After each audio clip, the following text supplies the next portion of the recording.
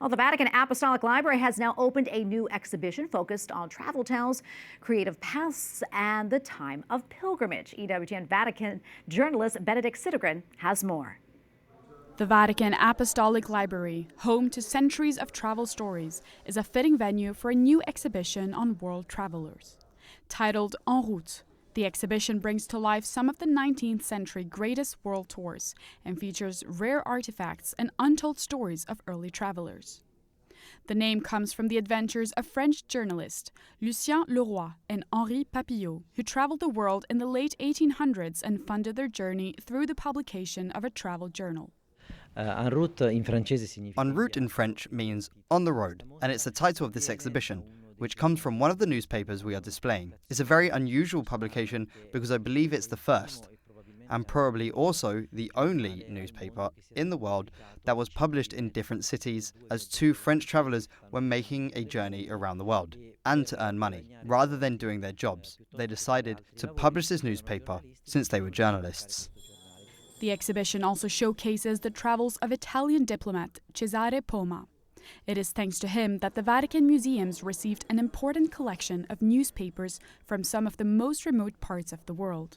These will be on display for the first time ever. The many historical journeys are narrated through the works of three contemporary artists who were presented this morning for journalists at a press conference in the Vatican.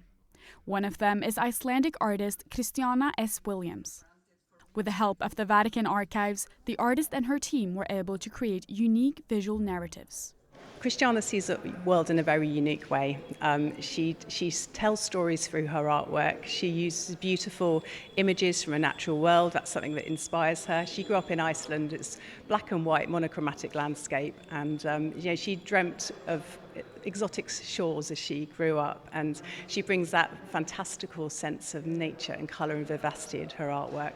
But she also works with Victorian engravings, so having access to the Vatican archives and being able to choose pieces to illustrate these stories was absolutely incredible for designers. The exhibit also highlights how books can transport readers across time and place, offering another way to explore the world. I'm almost certain it will inspire a great desire to travel. And more importantly, it will remind us that there are many ways to travel. You can travel by transportation, on foot, but perhaps that the farthest, the best, and the most meaningful journeys happen through books.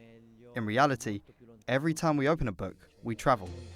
And the most distant places we've ever reached are likely the ones we've discovered through reading. In Rome, Benedicte Cedergren, EWTN News Nightly.